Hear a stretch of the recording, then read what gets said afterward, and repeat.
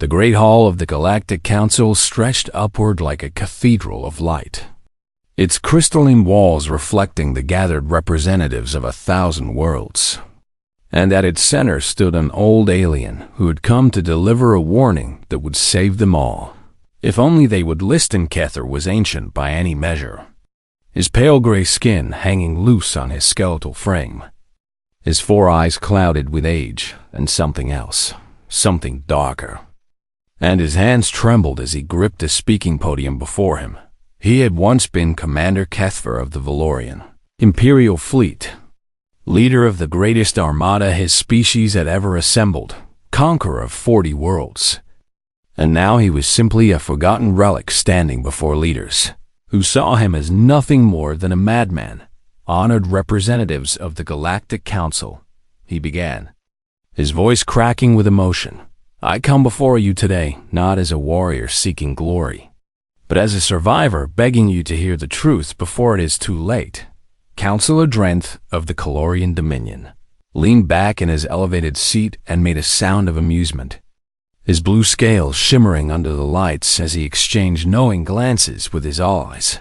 The esteemed veteran speaks of truth, Drenth announced loudly enough for all to hear. Yet his own people confined him to a medical facility for the instability of his mind. Perhaps we should question what version of truth he offers us today. Laughter rippled through sections of the chamber. But Kethver did not waver, for he had expected this reception, and he had prepared himself for their mockery.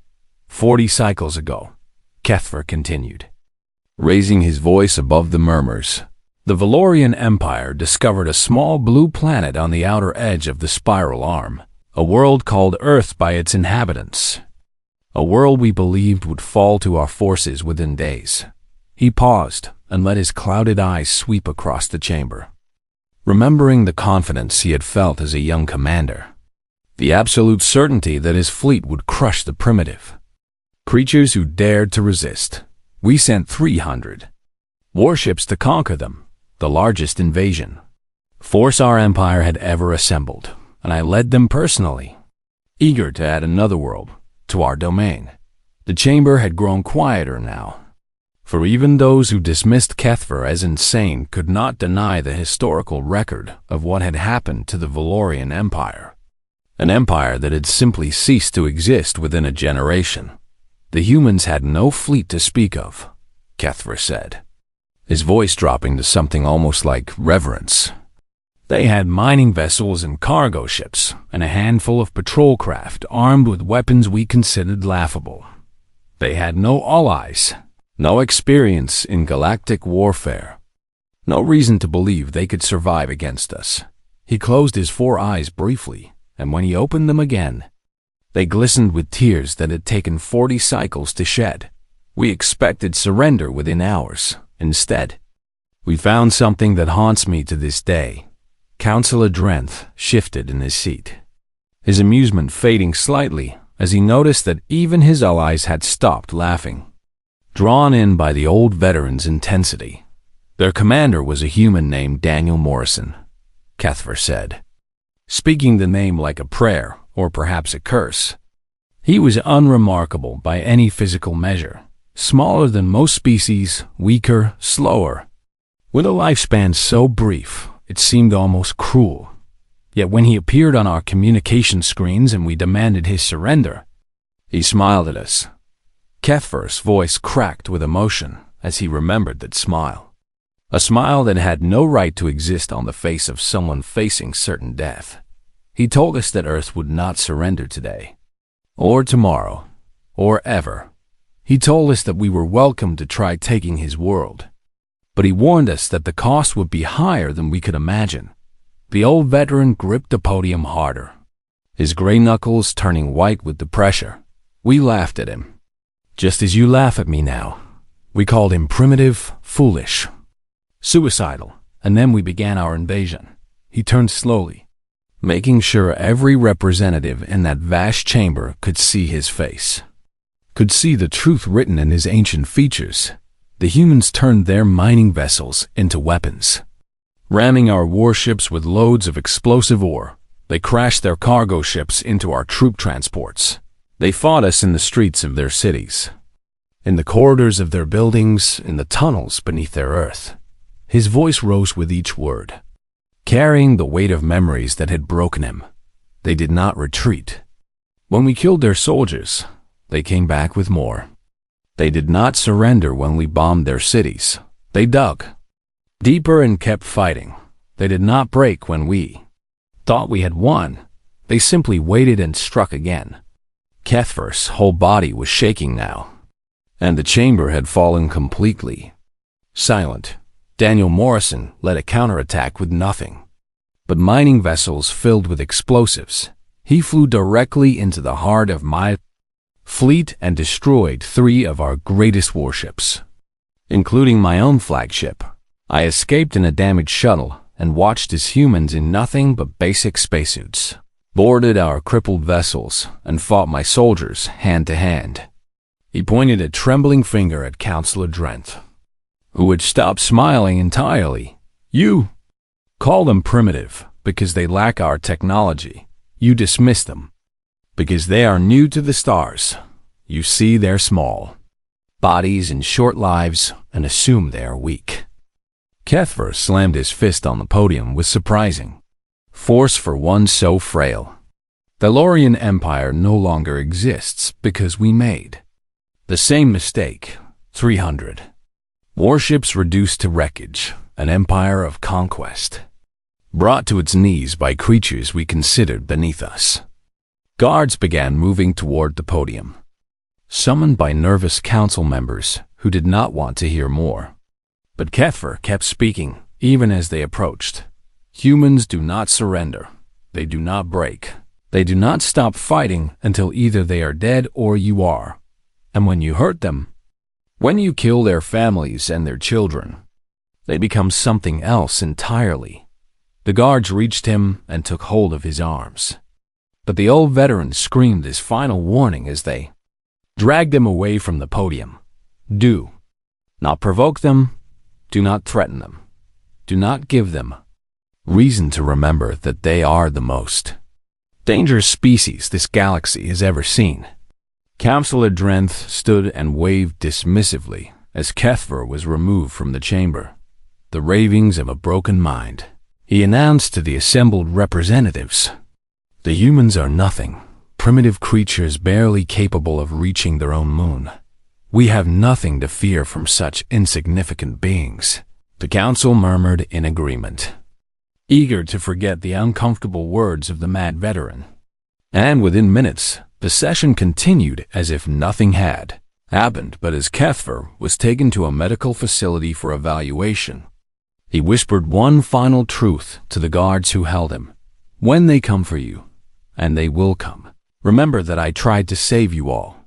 The guards did not listen, just as the council had not listened, and Kethver wept for the doom he knew was approaching, a doom that would make his own people's fate seem merciful by comparison.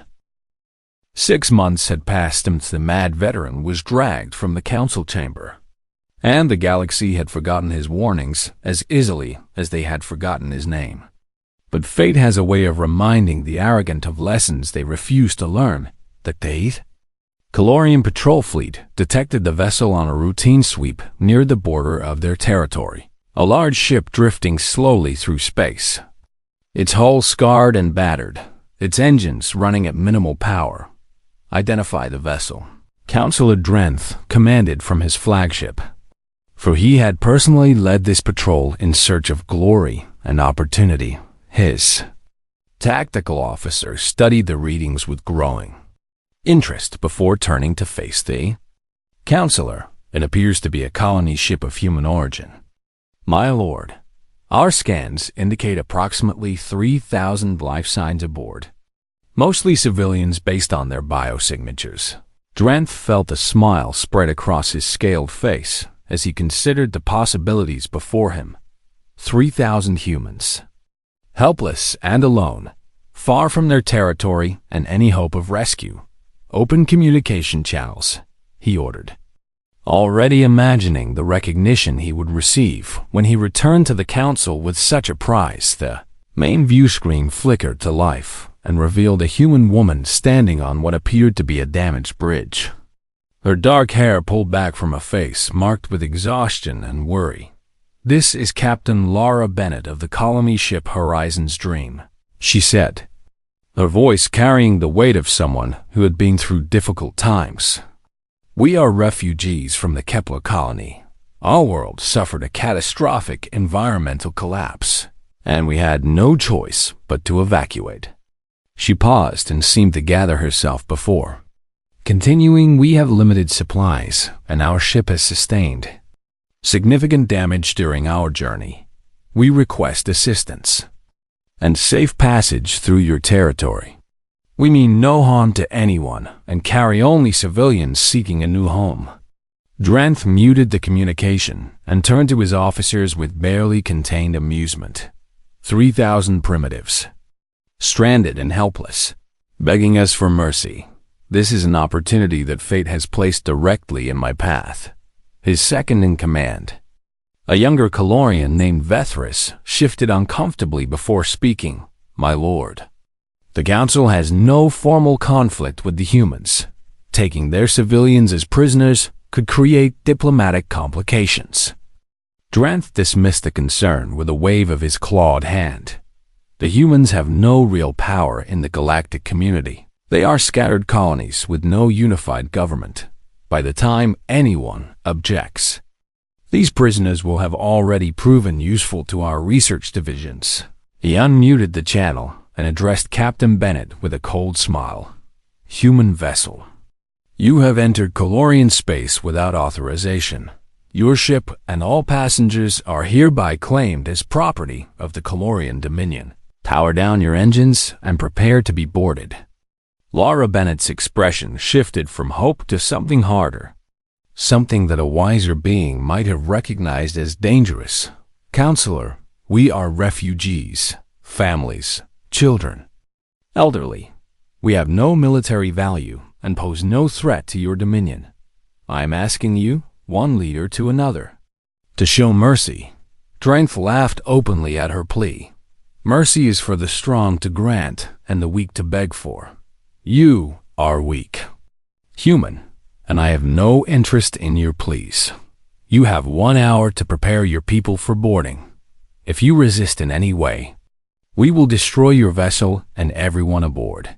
He cut the communication and leaned back in his command chair, savoring the fear he had seen in the human's eyes inside the Horizon's Dream.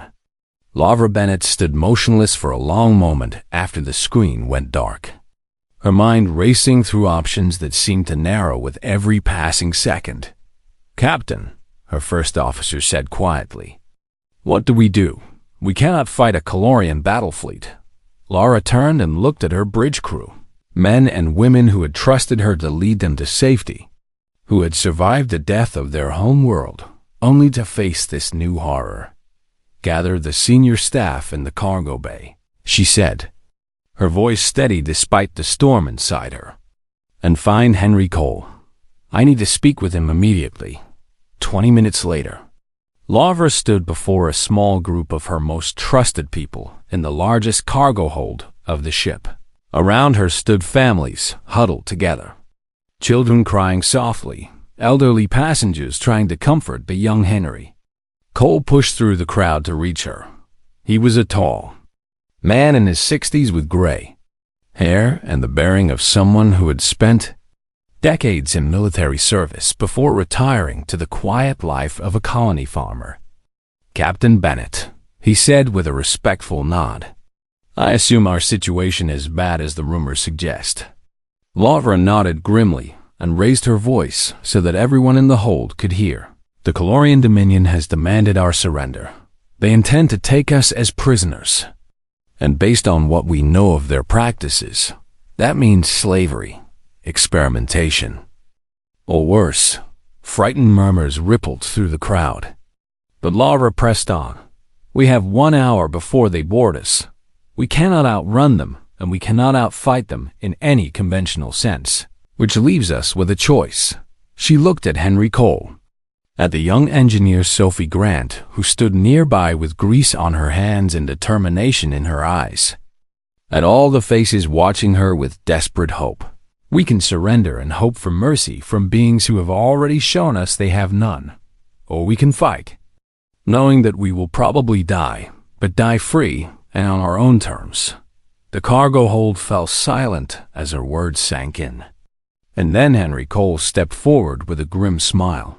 I did not survive the collapse of our world to become a slave, he said loudly enough for all to hear. If we are going to die today, then let us make sure these Calorians remember the cost of threatening human families. Sophie Grant moved to stand beside him. I can turn this ship into something they will not expect.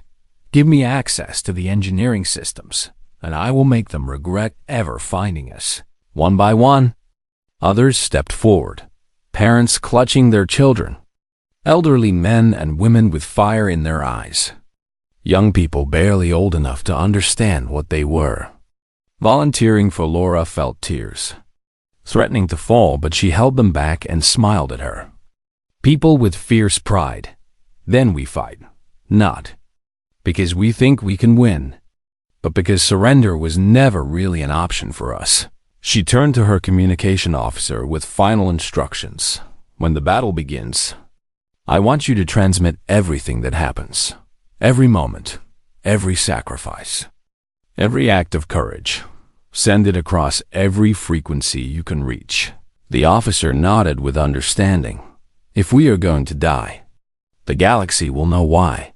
Laura placed her hand on his shoulder and spoke the words that would define their final hours. They will call us fools for fighting. Let them. But they will never call us cowards. And they will never forget what humans do when you leave them no choice but war. The hour began counting down. And aboard the Horizon's Dream, 3,000 humans prepared to show the galaxy exactly what Kethver had tried to warn them about. The hour passed too quickly, and yet somehow not quickly enough.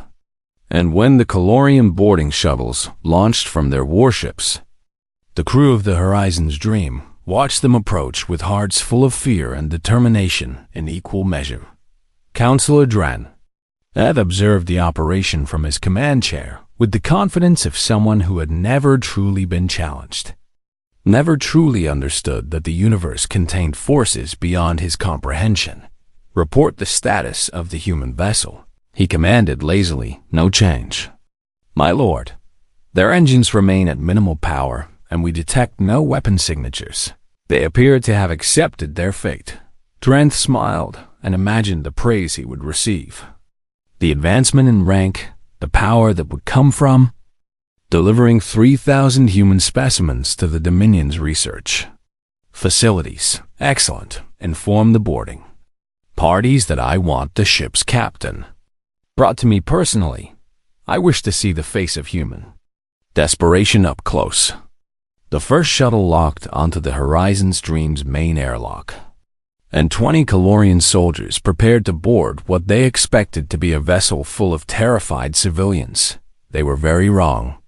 The airlock doors opened, and the lead soldiers stepped inside, their weapons raised and their training making them cautious despite their confidence. The corridor ahead was dark, the emergency lighting casting everything in a dim red glow. Advance slowly, the squad leader ordered.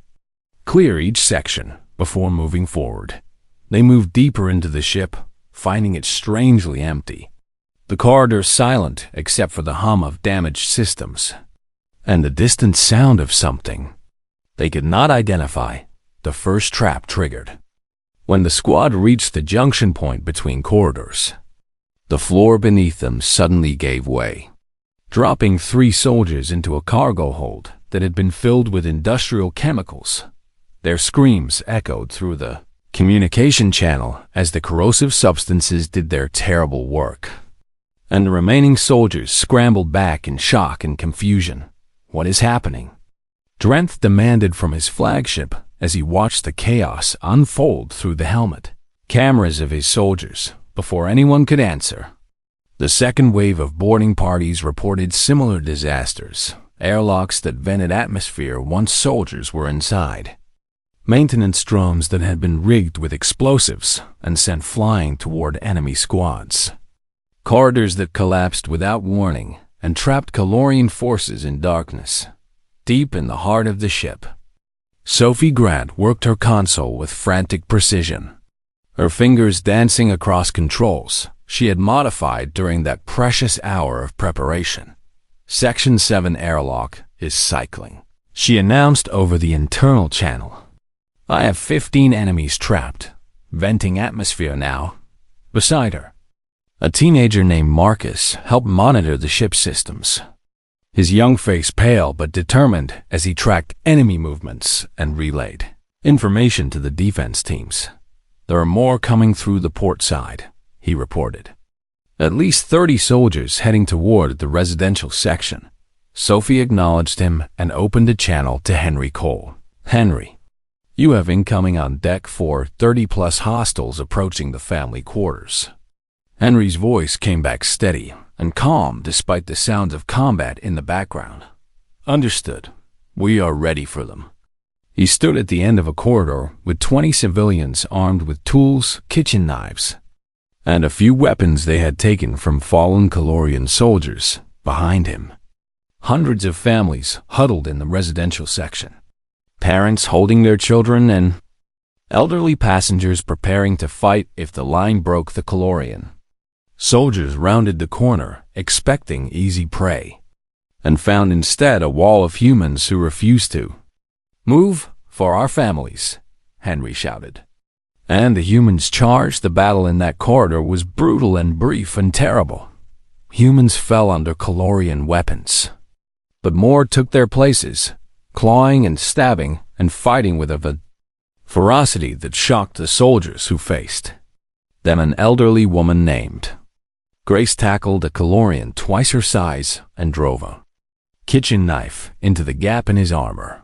A father named Paul used his own body as a shield to protect the barricade behind him, taking multiple shots before he finally collapsed. A teenage girl, whose name was never recorded, picked up a fallen soldier's weapon and kept firing until her last breath. When the smoke cleared, the corridor was filled with bodies, both human and Calorian, and the enemy advance had been stopped, at least for now, on the bridge.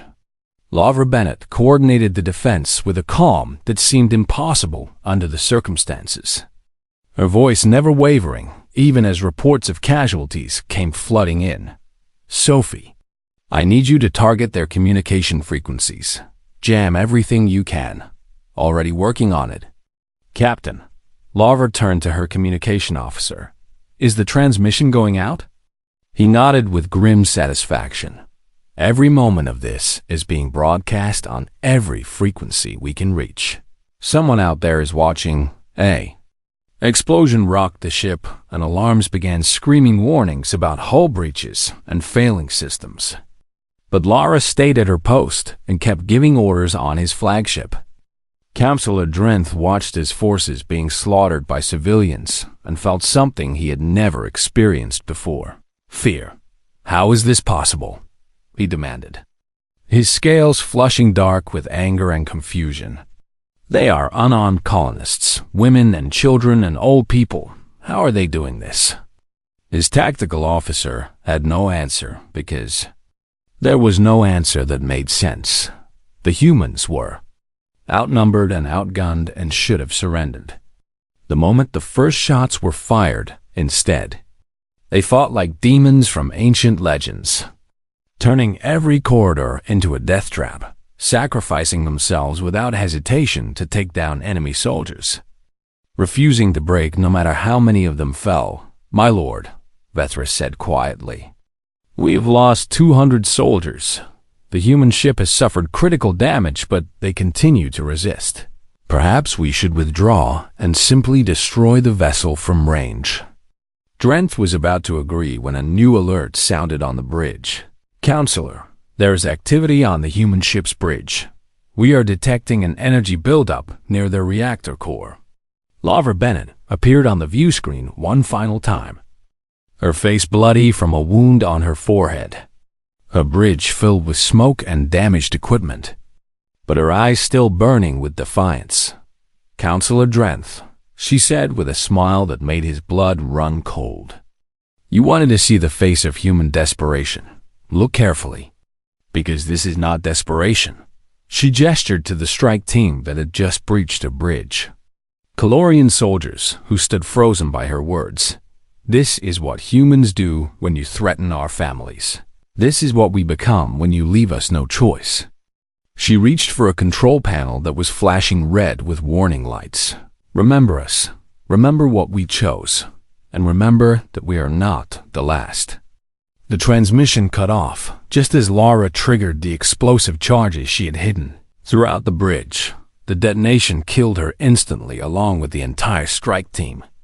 And the chain reaction spread through the ship's damaged systems. Sophie had one final task to complete before the end. She initiated the reactor overload sequence and sent the distress signal carrying every recording. Every moment of the battle, every act of courage and sacrifice, the Horizon's Dream exploded in a ball of fire that consumed 2 Calorian frigates that had gotten too close. And 3,000 humans ceased to exist in a flash of light that would be remembered forever. But the signal was already racing across space, carrying the truth to anyone who would listen. And somewhere in the galaxy, humans were listening. Drenth stared at the wreckage where his easy victory should have been. Surrounded by the debris of ships and the ghosts of soldiers who had underestimated their enemy. "What have I done?" he whispered to himself, finally understanding the warning of the mad veteran he had dismissed. But understanding had come too late. And the price for his arrogance was already being calculated by forces he could not imagine. The signal traveled faster than anyone expected, bouncing from relay station to relay station, spreading across the communication networks of 100 worlds before anyone could stop it. And within days, the galaxy knew what had happened to the Horizon's Dream on Earth. The transmission arrived in the middle of the night at the United Coalition Command Center, and the officer on duty watched in growing horror as the recordings played across his screen. He saw the Calorian fleet surrounding the colony ship.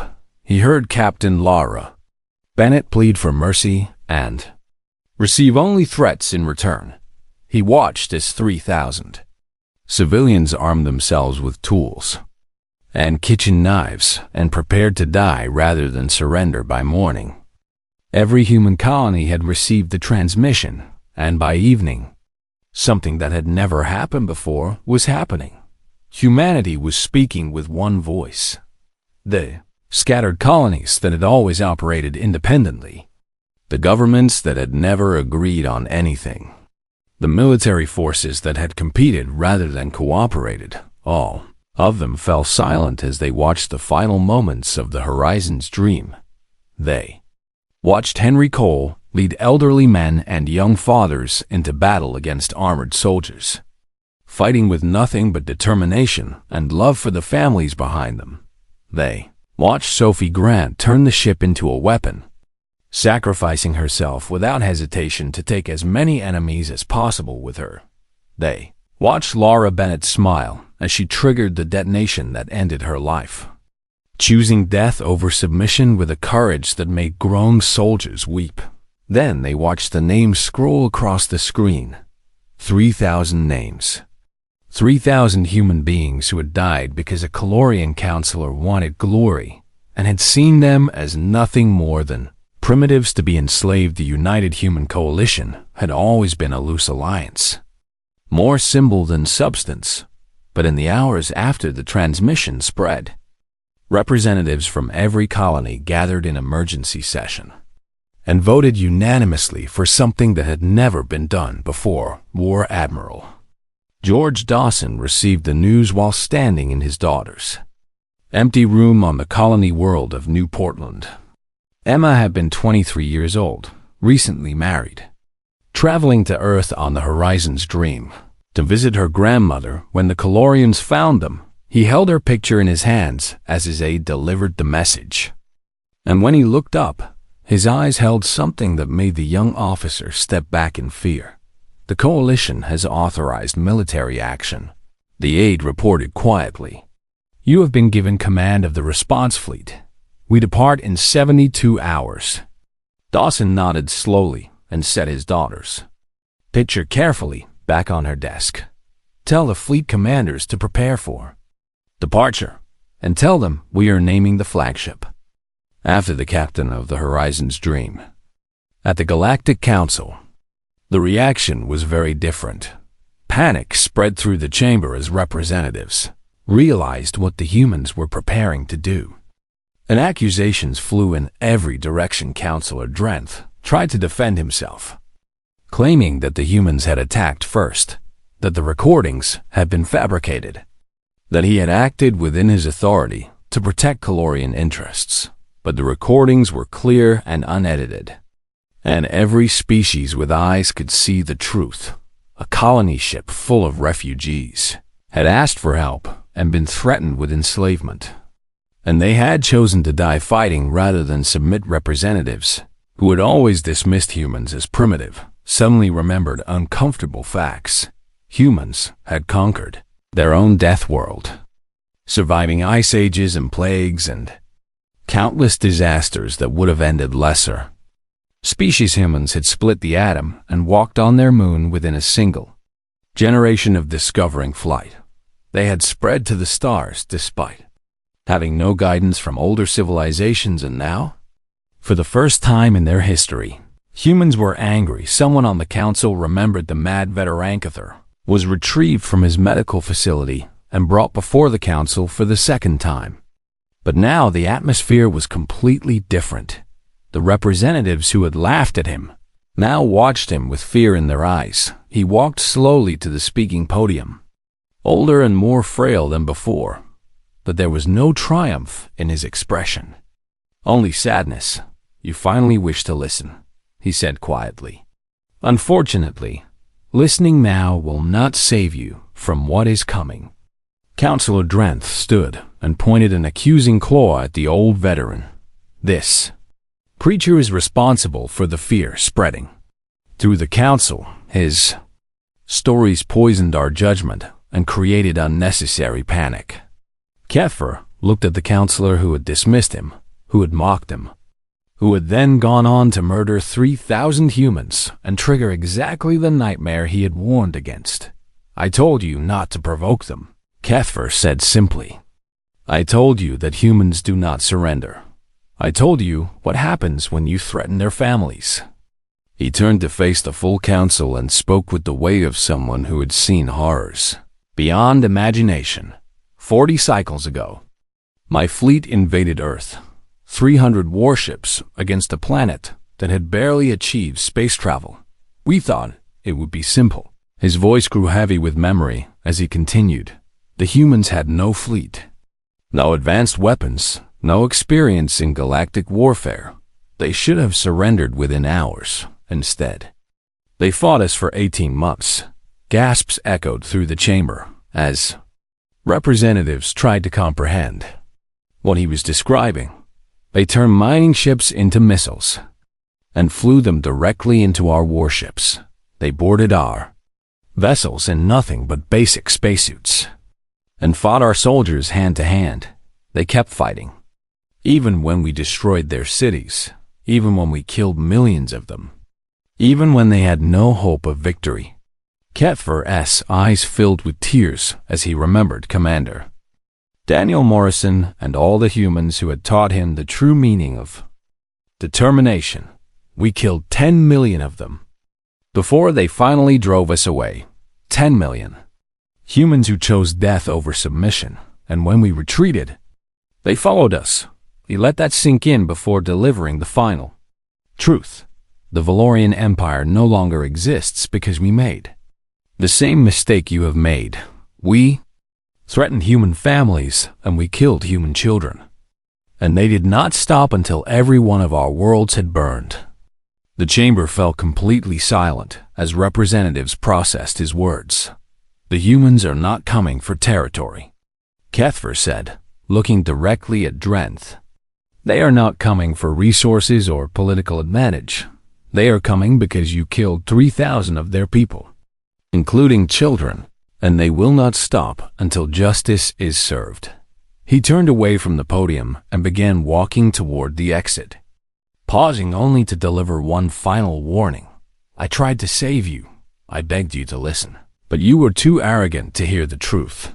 He looked back at the council one last time, his ancient face filled with something like pity. When the human fleet arrives, remember that this could have been avoided. Remember that 3,000 refugees asked for mercy and received none. Remember that everything that happens next is the consequence of your contempt. He walked out of the chamber, leaving behind a council paralyzed by fear and a Calorian counselor who was finally beginning to understand the magnitude of his mistake. Somewhere in human space, warships were gathering, crews were training, and a fleet was preparing to deliver a message that would echo through galactic history. The humans were coming, and this time, there would be no mercy. The human fleet emerged from hyperspace at the edge of Calorian territory on a cold morning that would be remembered for 1,000 generations.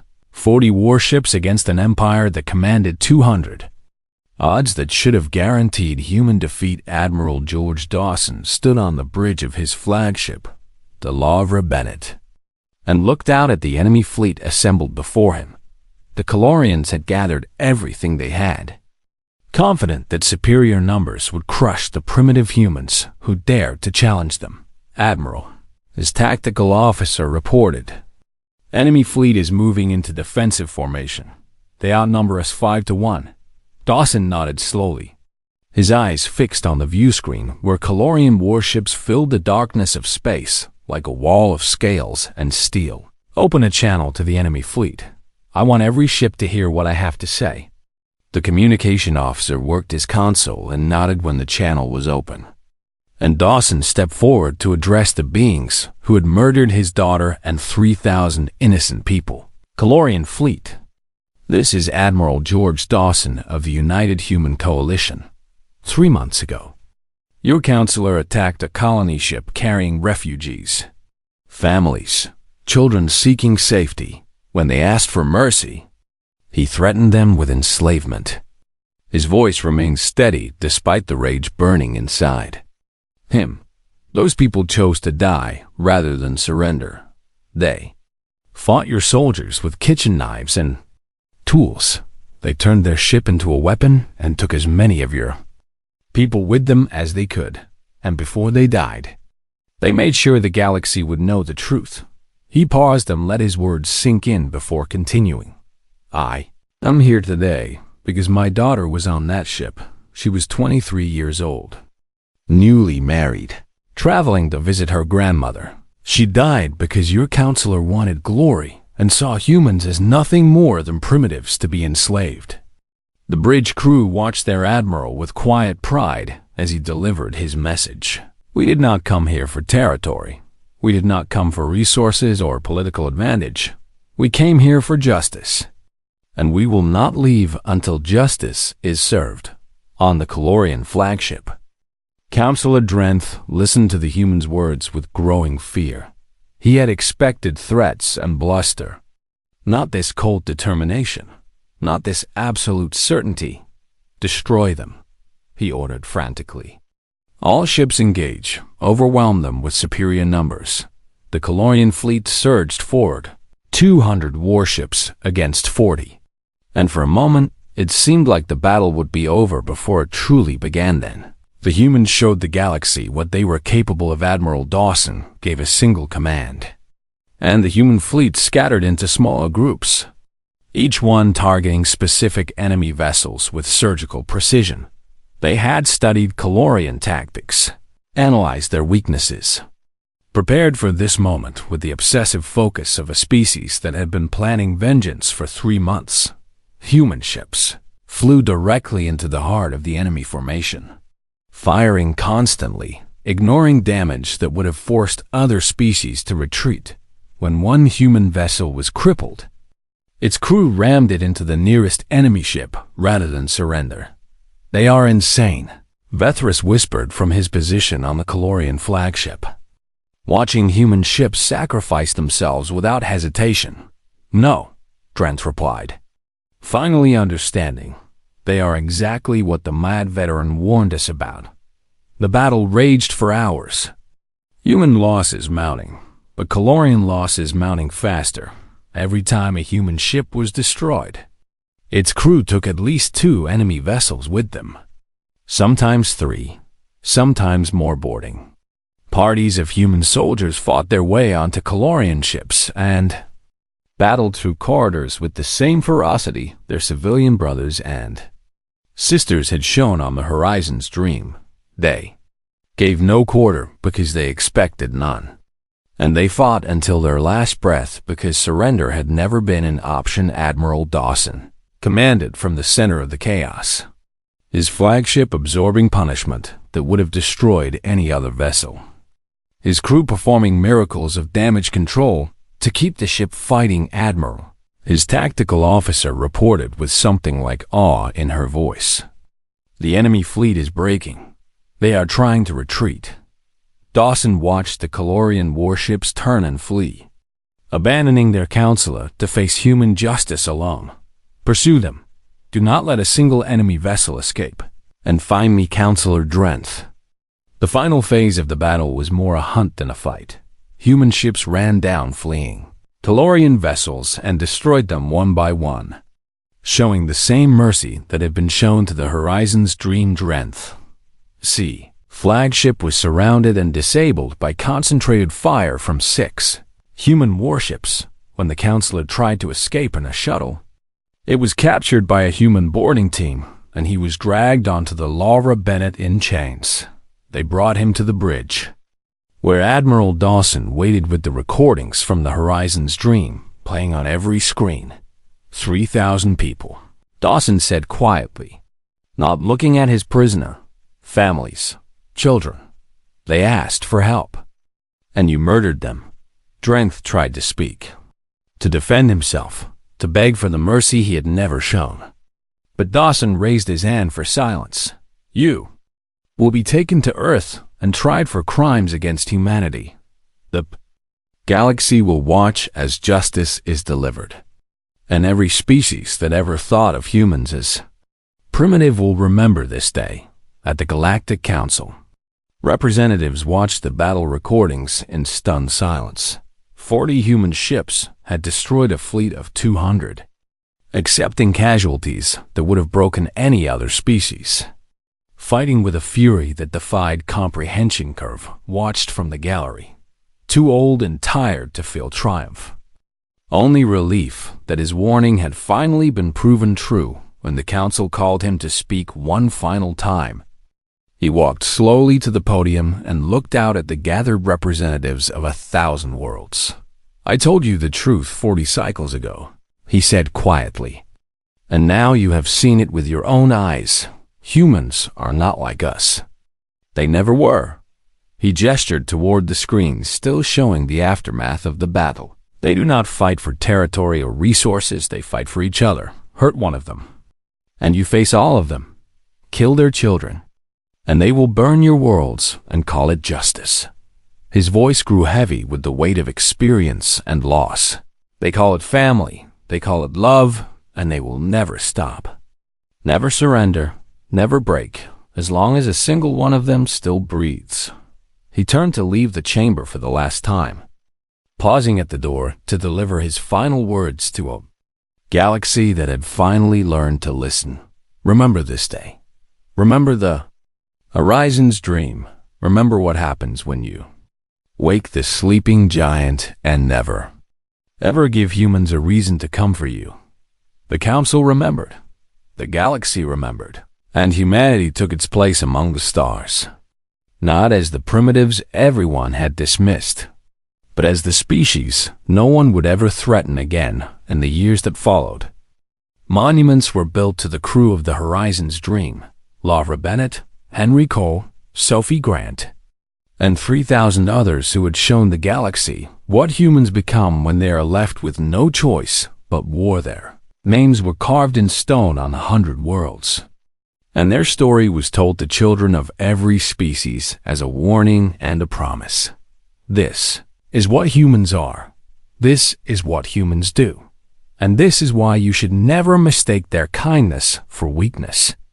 their patience for cowardice, or their mercy for surrender, for when mercy ends, vengeance begins, and human vengeance is a force that even the stars learn to fear.